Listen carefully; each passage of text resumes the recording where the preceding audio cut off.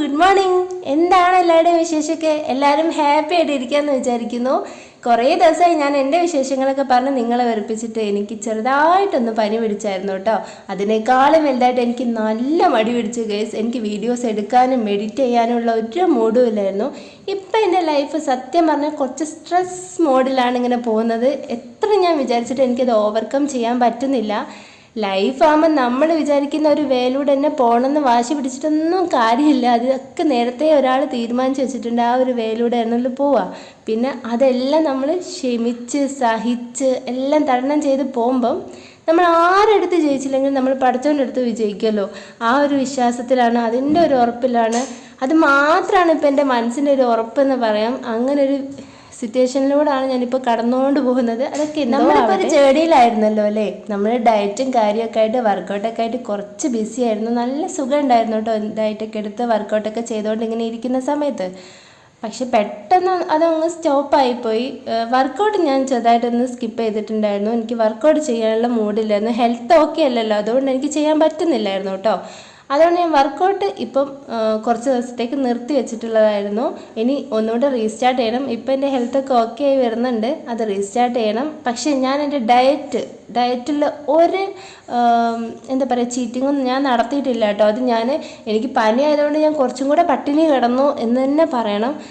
അത്രയും ഞാൻ എൻ്റെ ഡയറ്റിൽ ഒരു ചീറ്റിങ്ങും നടത്തിയിട്ടില്ല. അതെനിക്ക് തോന്നിയിട്ടില്ല കേട്ടോ. എനിക്ക് സത്യം പറഞ്ഞാൽ ഇപ്പോൾ ഫുഡിനോട് തീരെ ഇഷ്ടമല്ല. പനിയും കൂടെ ആയപ്പോൾ എനിക്ക് ഫുഡ് വേണ്ട. ഇപ്പം ഞാൻ ബ്രേക്ക്ഫാസ്റ്റ് ഉണ്ടാക്കിയത് മനുവിനും ദിനുവിനും വേണ്ടിയിട്ടാട്ടോ. അവരുടെ ബ്രേക്ക്ഫാസ്റ്റ് ഇന്ന് പുട്ടും പഴവും ചായയാണ്. ഇന്ന് ഞാൻ പുട്ടായതുകൊണ്ട് അവർക്ക് ചായ ഉണ്ടാക്കി കൊടുത്തിട്ടുണ്ട് കേട്ടോ. എൻ്റെ ബ്രേക്ക്ഫാസ്റ്റ് ഇതാ ഓവർനൈറ്റ് ഓട്സ് ആണ് കേട്ടോ. ഇന്ന് ഞാൻ കുറച്ച് ആർഭാടാക്കാൻ വേണ്ടിയിട്ട് കുറച്ച് ഉറുമാമ്പഴവും റോബസ്റ്റ ഒക്കെ ചേർത്തിട്ടുണ്ട്. ഓക്കെയാണ്. എനിക്ക് ഫ്രൂട്ട്സ് ചേർത്തിട്ട് അത്ര അങ്ങോട്ട് ഇഷ്ടപ്പെട്ടിട്ടൊന്നുമില്ല. എനിക്ക് സാധാരണ ഫ്രൂട്ട്സിനോട് വലിയ ഇൻട്രസ്റ്റ് ഉള്ള ആളൊന്നും അല്ല, അതുകൊണ്ടായിരിക്കും.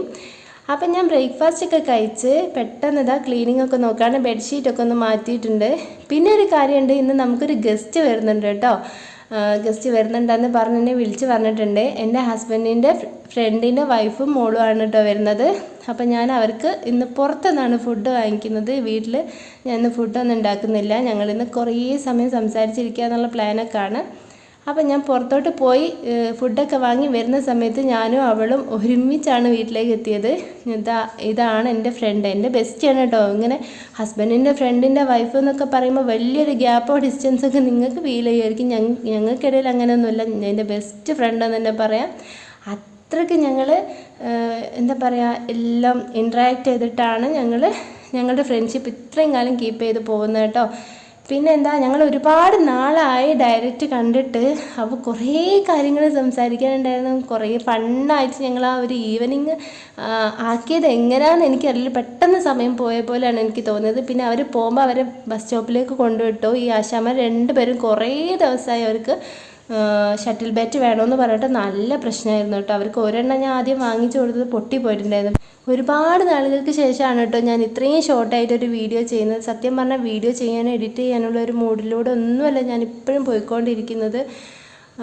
ഇത് സത്യം പറഞ്ഞാൽ ഞാൻ എന്നോട് ചെയ്യുന്ന ചീറ്റിങ്ങാണ്. എനിക്കിങ്ങനെ ആവണ്ട. ഞാൻ സത്യം പറഞ്ഞാൽ എനിക്കിങ്ങനെ ഗ്ലൂമി ആയിട്ട് ഡെസ്പായിട്ട് ഇരിക്കുന്ന ഒന്നും എനിക്ക് ഇഷ്ടമല്ല. അതുകൊണ്ടാണ് ആക്റ്റീവായിട്ട് ഇരിക്കാനാണ് ഈ യൂട്യൂബൊക്കെ സ്റ്റാർട്ട് ചെയ്തത്. എന്തായാലും ഇനിയും ഞാൻ വീഡിയോസൊക്കെ ചെയ്ത് ആക്റ്റീവായിട്ട് ഇരിക്കാൻ തന്നെ നോക്കും. നമ്മളെ ഇന്നത്തെ വിശേഷം ഇവിടെ വൈൻഡപ്പ് ആക്കുകയാണ്. നെക്സ്റ്റ് ഡേ ചില്ലായിട്ട് ഹാപ്പി ആയിട്ട് പുതിയ വിശേഷങ്ങളായിട്ട് കാണുന്നത് വരെ ബൈ.